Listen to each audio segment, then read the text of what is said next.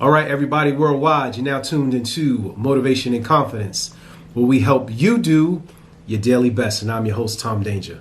Please like, subscribe, share, or leave a comment. Definitely appreciate you guys tuning in.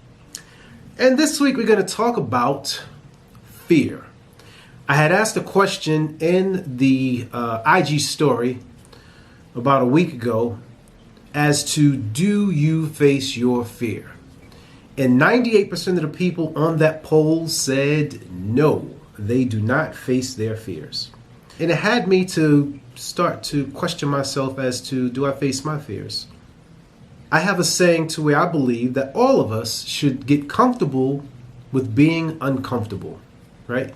You won't really know what your true potential is staying in your comfort zone, right?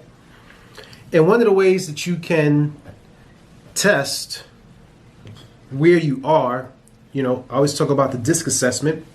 If you're interested in taking the DISC assessment, I'll also leave the link down in my bio.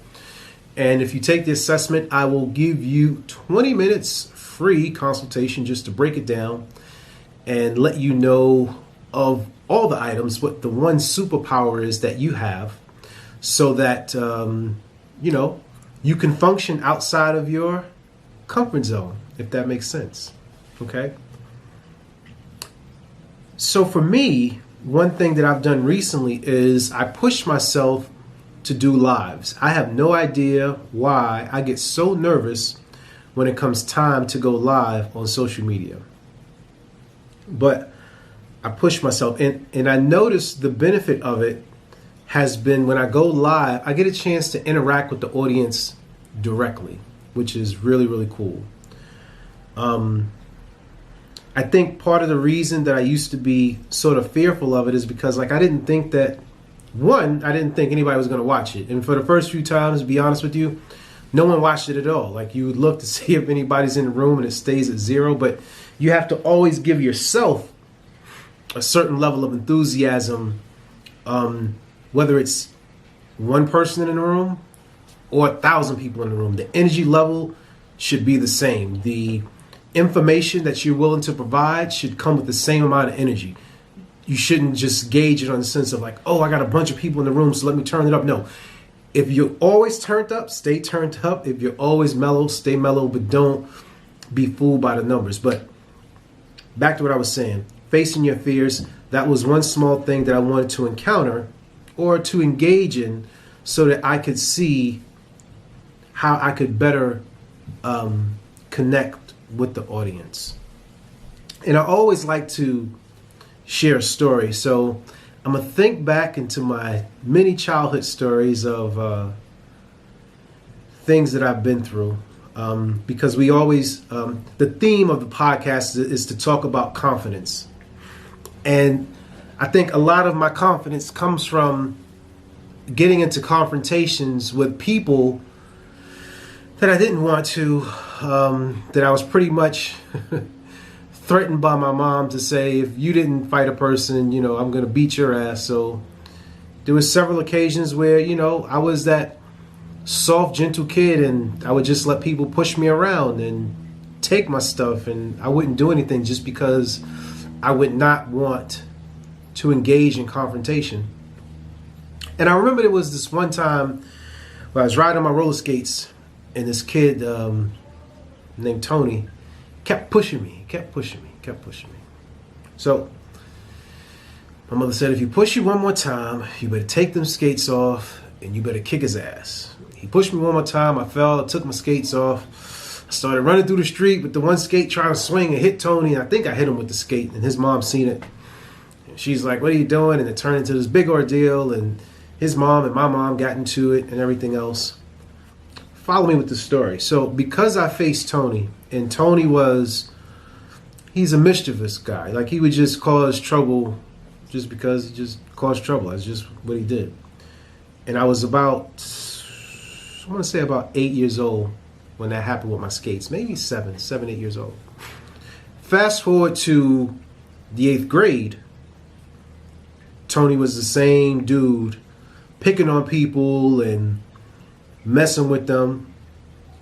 And I remember I was walking into a classroom, and I think he was like tapping people's pockets, like taking their lunch money or something like that.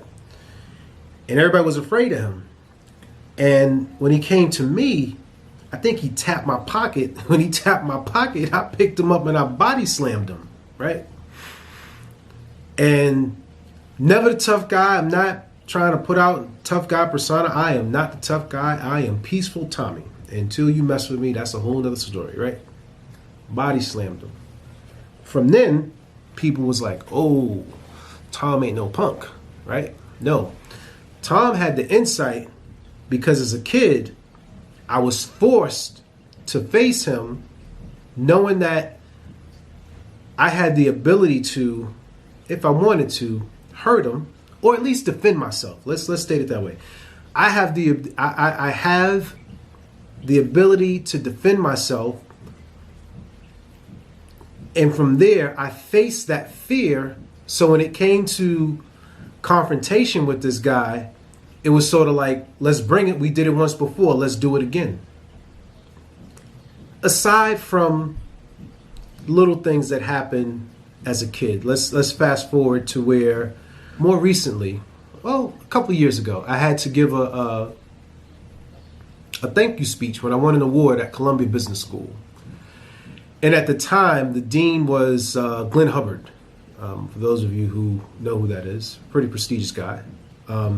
I had won a award for service to students. The students had awarded me with this gift, so they asked me to just give some words. Now, I'm in a room full of MBA students.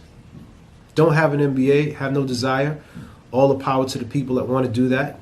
Do your thing. I'm in the room with deans and professors and everything else. And now it's my time to speak and everyone's looking at me. It's probably close to, I want to say 50, 60 people in the room. And I had butterflies in my stomach, but I knew that I had to say something because I didn't want to seem unappreciative of the award. So I did what I do best. I told a story. I told a story of how working was similar to running my household, right? Or my wife and I household. In the sense of, we have to make sure that everything is pretty much running smoothly, or if there are any issues that come up, we address those issues so that things could stay on par, because if things don't run smoothly, then the kids start to worry. Then my wife starts to worry. And then it's just this domino effect where things just fall out of order and out of line. So we want to make sure that everything stays in order. And I pretty much rocked it. And when I say rocked it, meaning the people felt where I was coming from in giving that speech. That was probably only about between 3 and 5 minutes. Still nervous, but I had to face that fear. And it let me know that if needed, I could actually give a speech on the fly. I'll be all right, Small examples. The point is, you won't really know what your potential is until you face it. We're not saying outside of common sense. We're not saying, try to run and jump off a building and see if you could fly. You already know the outcome. Don't drink and drive and do stupid stuff because you already know the outcome, right? Don't have unprotected sex with random individuals because you pretty much know the outcome, the potential outcome, right? We're talking about things where you can gain something from the experience and push yourself into the direction of the fear so that you know exactly, or you will learn exactly what your potential is. And that's the magic there, my friends. What do you think? Leave a comment below. Are you facing your fear, or do you need some help learning how to face your fears? And part of that can be done by learning who you are. And I'm sounding like a salesman, but it's all good. Take the personality assessment so you can find out who you are and why you think the way that you think. Because with the more knowledge you have of yourself, the greater you can function in your everyday. This is Motivation and Confidence, where we help you do your daily best.